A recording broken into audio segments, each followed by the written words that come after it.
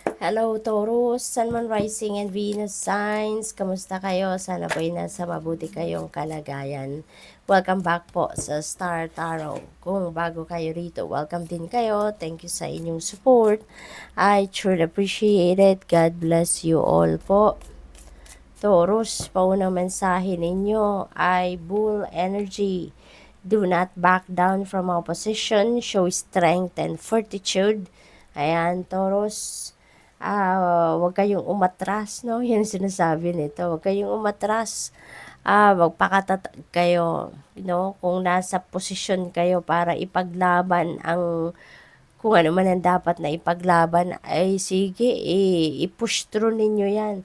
Kung alam ninyong nasa tama kayo, kung alam ninyong may karapatan kayo dyan, go for it, Taurus, okay?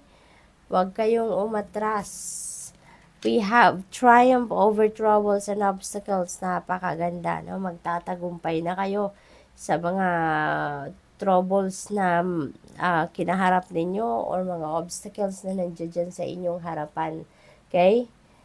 So what else? We have February coming up. No, this is February 2025. Maaaring merong mind-blowing na pangyayari ang magaganap sa buhay ninyo sa ngayon. Or baka may plano kayo, Taurus. Baka meron kayong travel plan sometime in February. At baka papunta kayo sa lugar na malamig, ano? Baka papunta kayo, papasyal kayo sa lugar na may snow. We have dogs getting together with friends. Ayan, so baka magkikita-kita kayo ng mga kaibigan ngayon, catching up, no, with your friends at this time. Good luck to that, no? Ano din ninyo yan, panahon na din para mag-unwind kayo kasama ang inyong mga kaibigan. We have star, wow, guaranteed success. Taurus, meron dito, sigurado na kayong pagtatagumpayan.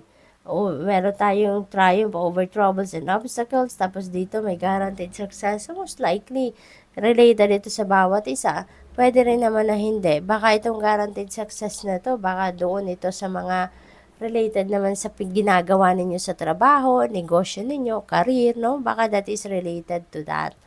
What else? We have throne, position of authority.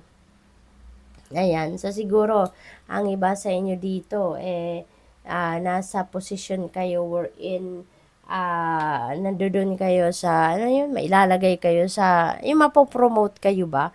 Baka ma-promote kayo dyan, ma-assign kayo dyan sa position of authority na yan, yung ganon. Baka ma-appoint, yung ganon. Depende sa inyong sitwasyon. Or probably, ang iba sa inyo, going to be dealing with a person of authority. Maaari din ganon. News is on the way. Ayan. So, baka good news na ang paparating sa inyo kasi triumph energy yung nasa taas. So, baka good news na ito. We have nest, an emotionally secure, loving family is important to you. Ayan. So, siguro, family-oriented kayo, ano, Taurus. Yung priority ninyo, no, is always the family over yourself. We have got a two-faced friend. Nako, you're getting together with friends, di ba? Baka dito ninyo ito madiskubre, no? Na doble kara ninyong kaibigan. Baka akala ninyo, tunay ninyong kaibigan ito.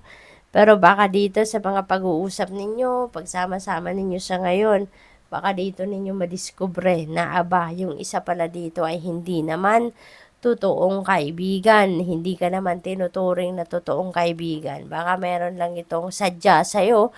May kailangan lang to sa'yo. Kaya nagpo-project na kaibigan mo. 'Di ba? We have here good news coming your way. Yan, news is on the way. Tapos dito may good news. So definitely, meron talagang mga balitang paparating. Kasi pwedeng magkaibang balitang ito. Maaari din naman na iisa lang yan at maaaring related yan dito sa inyong tagumpay. Baka mababalitaan nyo na yes, it is a success kung ano man ang ginawa ninyo, di ba? We have tankard, celebration, fun and enjoyment. Ayan na. So, maaaring yung get-together ninyo ito ng mga kaibigan ninyo, baka meron kayong isi-celebrate. you're gonna have fun, you're gonna enjoy there, at baka yung celebrate din ninyo yung mga successes na yan, yung good news na yan, yung success na matatanggap ninyo, so maaaring yun din ang dahilan ng inyong celebration sa ngayon. What else? We have candle, you will be shown the way. You are so blessed, no? You're so blessed. Kasi ginagabayan kayo dito ng universe and the rest of your spirit team.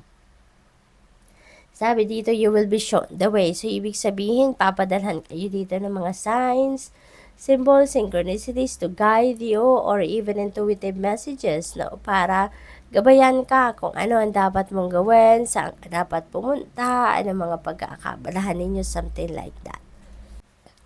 So, ano pa? We have shark. Take care or there will be a loss of material wealth. Okay?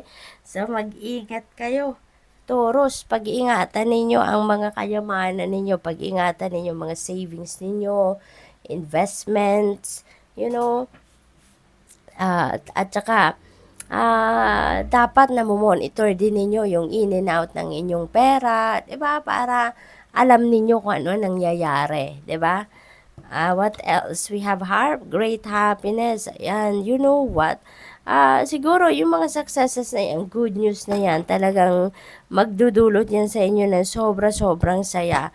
But since also, nandito siya, linyada siya dito sa kaibigan, pagkikita-kita ng kaibigan, maaaring magiging masayang-masaya din kayo dyan. Pero may two-faced friend tayong energy, 'di ba? So, napipick up ko dito, Taurus, baka yung pagdidiscover ninyo dito sa two-faced friend na to, isa din ito sa magiging dahilan ng inyong saya. Kasi, 'di ba, finally, lalabas na din ang tunay na pagkatao ng taong ito at matatanggal mo na siya sa buhay mo. 'Di ba? Na ngayong na-discover mo na ganun pala siya. Diba? So, that's a huge blessing din, diba? Na madiscover mo yan. Kasi, sayang lang ng oras mo dyan, sayang lang ng effort mo dyan, diba? Sa taong yan. Kaya, magiging masaya ka din in a way na madidiscover mo na ganun nga pala siya, diba? So, what else? We have barrel. You feel something is lacking in your life, perhaps love, money, or goals. You know what, Taurus? This is negative energy, 'di ba? Alalahanin natin na lahat ng kung anong laman ng isip natin, lahat ng nararamdaman natin, that is very powerful. Kasi kung anong nasa isip at ang nararamdaman natin, that is what we are attracting towards us. Yan din ang energy na imamatch ng universe sa atin. Kaya,